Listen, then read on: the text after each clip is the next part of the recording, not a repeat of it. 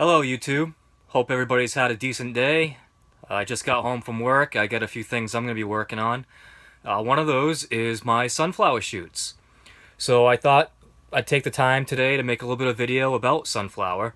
I don't think I've covered it a whole lot in the past. I've talked about it a little bit, but I'll just share with you some of the nuances that go along with growing sunflower and some of the things that you really don't have to do that people might think that you have to do.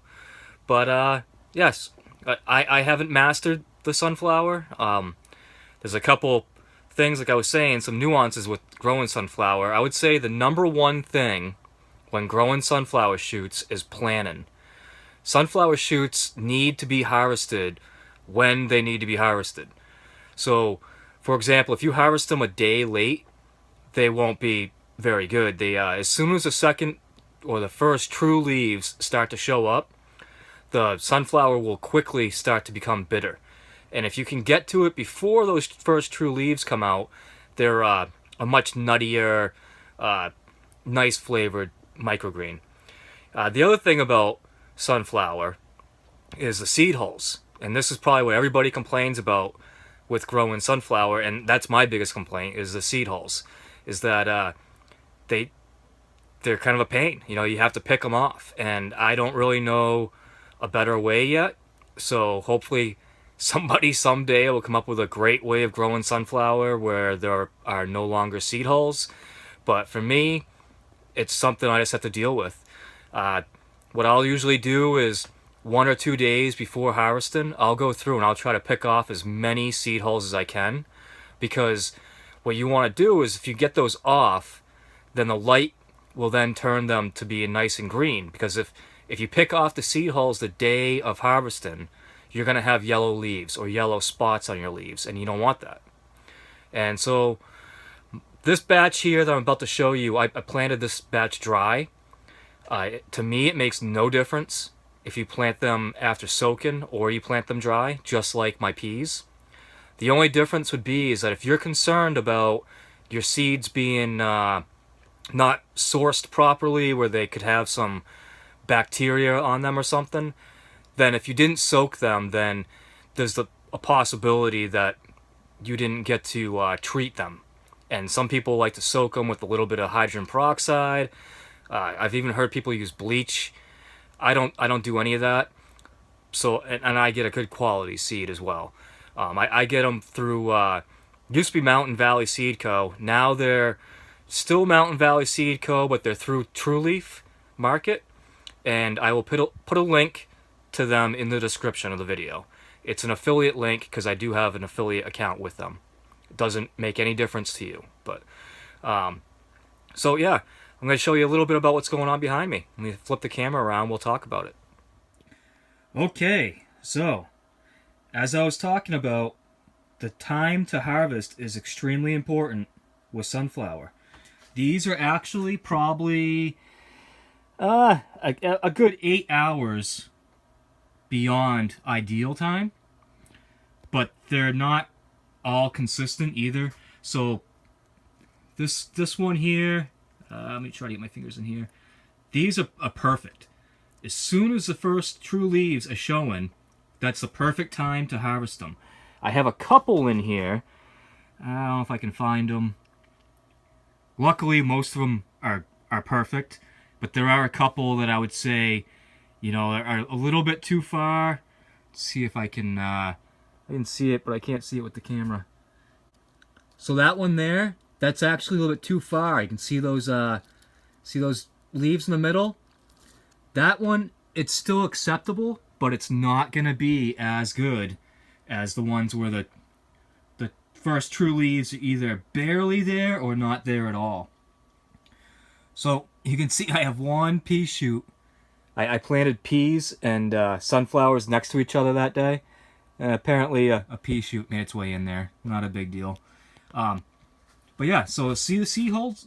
This one here won't, you know, they'll get sorted out. What I do is I come in and I harvest all these with scissors.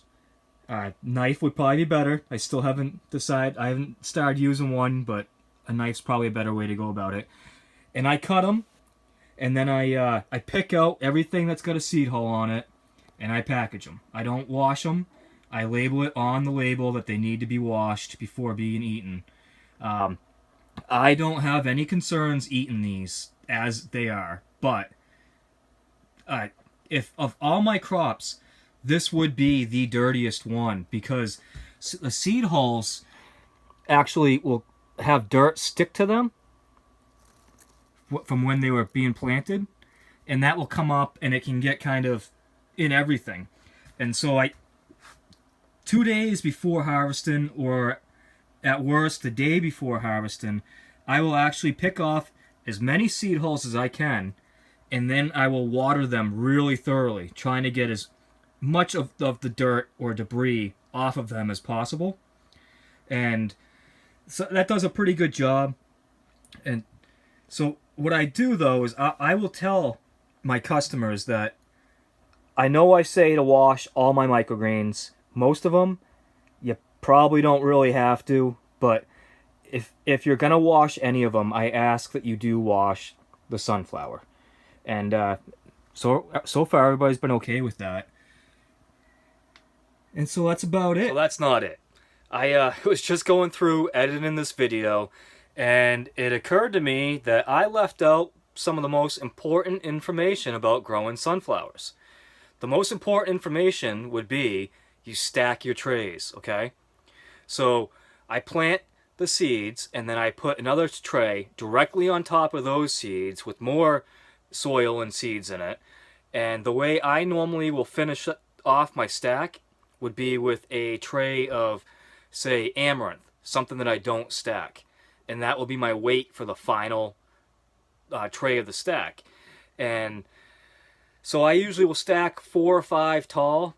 I don't know the limits on how high you can stack, but with something like peas and especially sunflower, I do it with radish, I do it with almost everything. But it's extremely important with sunflower. You will not get good germination if you do not stack them, whether they're soaked or not soaked. They'll grow really all erratic. So I actually experiment with how long I can stack my trays for, because the longer the better. Usually the rule of thumb is that if your trays are starting to tip over, then that's time to unstack them. So push it as far as you can go. For me, planting them dry, it's probably 4 to 5 days before I unstack them. But then it's only another 2 to 3 days before they're actually ready to harvest. So with not soaking them probably adds a day to 2 days with to the total grow time. But if you think about the time that you're soaking, you're not really adding hardly any time at all. So yeah, I just had to jump in and edit this video and throw this part in here real quick because it's important. Stack your trays. Like I said, I planted these dry. They're nice and full. These are planted pretty thin. I showed a video the other day about showing these when they were like probably 2 or 3 days ago. They looked really thin. And I explained at that point I was doing an experiment with, if I grow them really thin like this, can I get to more of the seed hulls and have less waste? And there's still a lot in there with seed hulls, but it did make it a little bit easier, and I think I'll have a little bit less waste than I normally would have. But that's it. I hope you guys enjoyed this video. Let me know if you have any questions. Let me know if you have any suggestions. Like I said, I'm not an expert at this. Not an expert at any of it. I think we're all still learning all the time. And if we can help each other out, that's really the goal here. Alright? Thanks for watching.